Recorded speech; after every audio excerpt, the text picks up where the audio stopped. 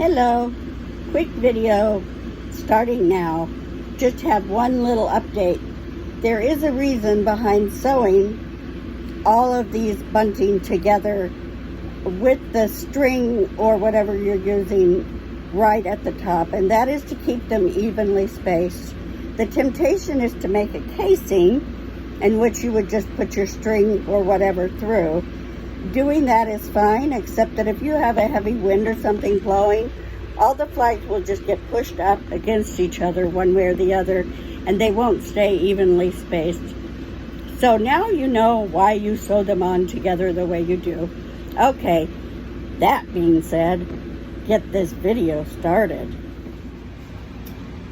Happy Independence Day. Miss Sandy here. I'm coming to you from our motor home. We're in Florida, and we came down to celebrate our grandboy's graduation from high school. Congratulations, John. We're very proud of you. And in the midst of it, we did a little Disney, and we're doing a few other things. We're going to celebrate Father's Day with our son and his group. And sweet little Ariana, John, Francis, and I don't know who else, but we are enjoying our time learning how to maneuver the motorhome world, so to speak. And today I just thought, in light of Independence Day coming up, that I was going to make a flag banner, oh, there's a word for it. I'll think of it before I post the video. And this is just so easy that it's almost embarrassing, but it goes quick.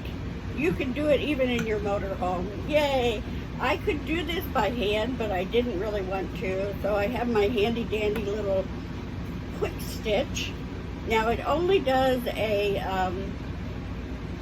forward straight seam. It doesn't do anything else. So I'm back to the days when I learned to sew when I was 6, where you have to pull the thread through and tie knots at the end of each seam if you want to hold it in place, which is fine. It's kind of nostalgic for me, and I'm enjoying that.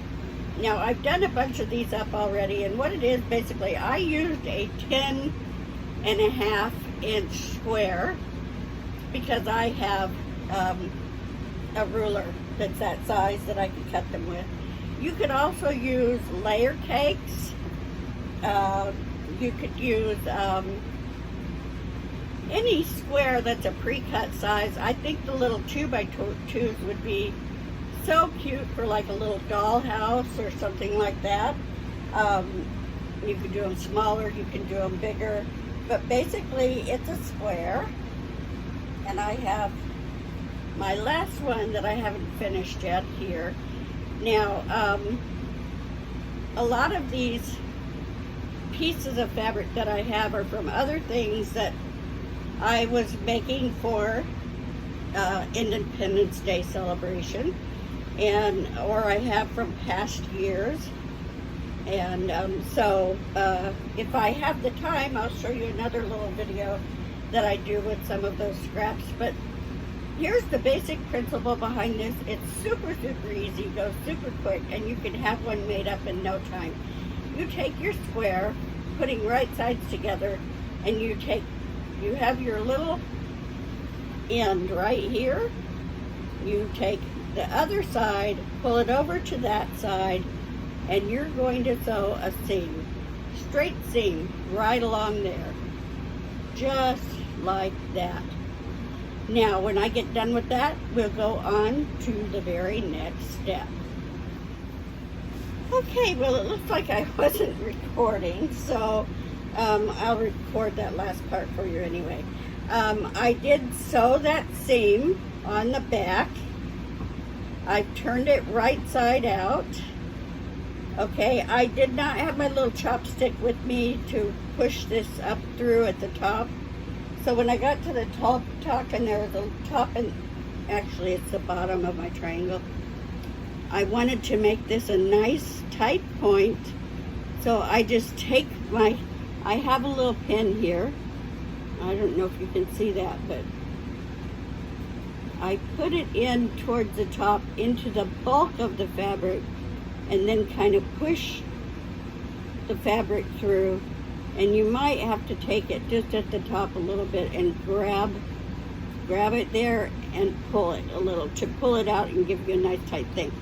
I then took it, and this is how you sewed it, but now it's right side out. There's the seam you made.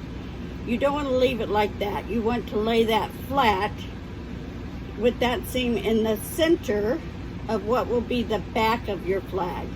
Do you see it's in the center? It doesn't have to be exact, but it's in the center, and that leaves you this little triangle at the top. You're then going to take that little triangle,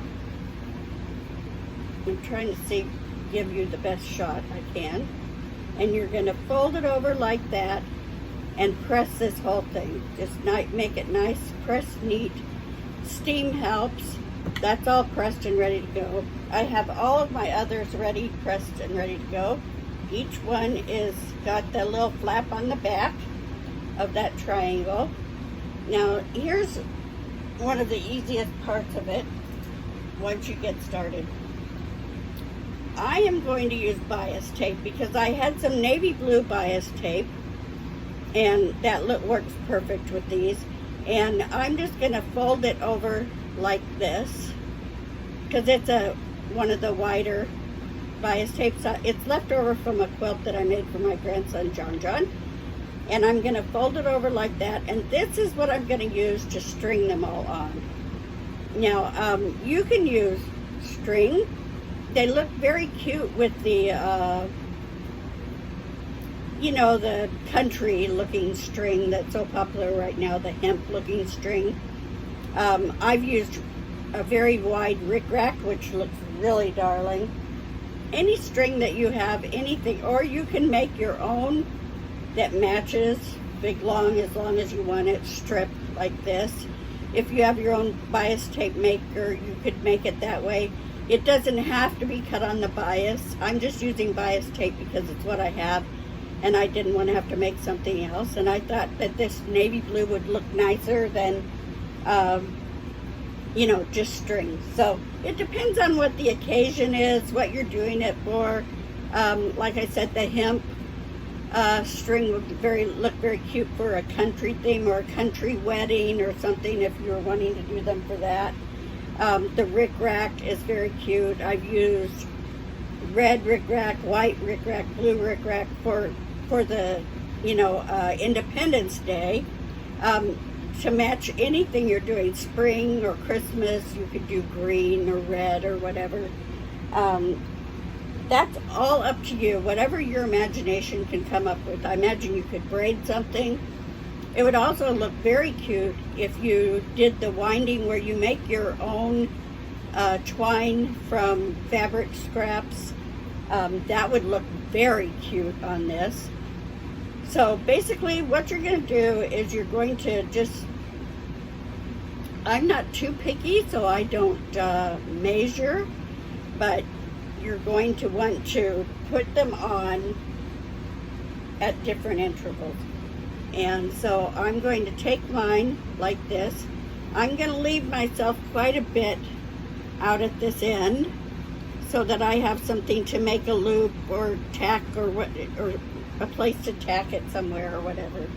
Now, because I'm folding it over, I'm not going to sew it first because you're going to be going right along in a straight line. So you basically, this is how you do it, and it's super easy. You're going to lay it on there just like that, right up against where you folded that over. I don't want to forget to give myself that length. You put it right on there. Now, I'm not picky because this is going to go up against a wall and you're not going to see the back of the flag, okay?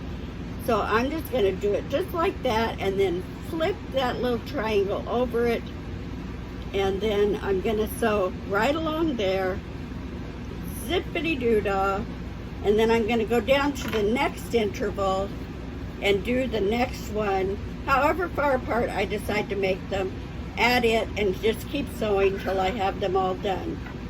Now, if you wanted this and you didn't want this little part flapping because you want it to be seen from both sides, you could very easily just do it this way.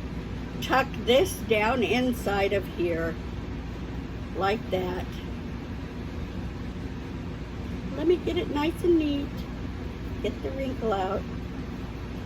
Okay? Once you have it neatly tucked in the way you want it, you might give it one more press, and then you just would put this along there, and that would cover that raw edge that would be at the top of this back part. And you just zip along and do them that way. I'll come back to you when I get it done.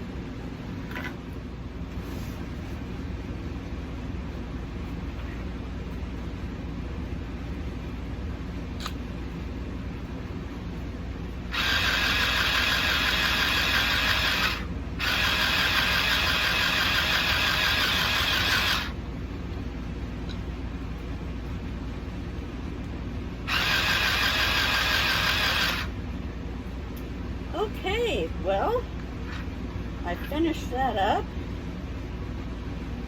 If I can get it to come out here. There we go. I got my needle up there. Okay.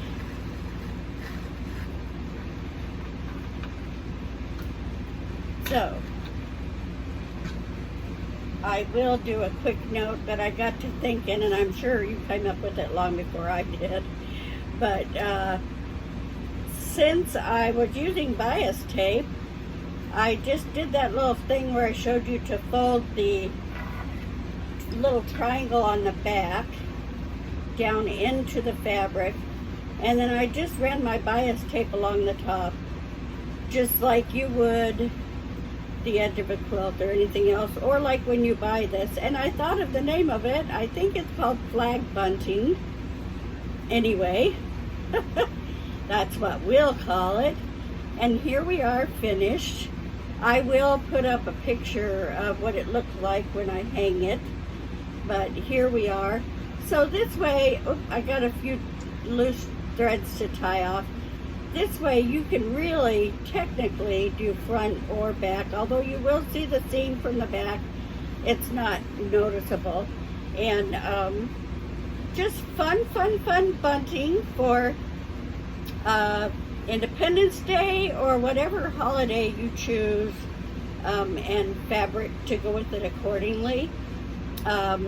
I do this video thinking about all of the blessings that we have because we live in a free land, and I see what's happening in the world today and in America, and I just pray that we continue to keep the freedoms that we have now.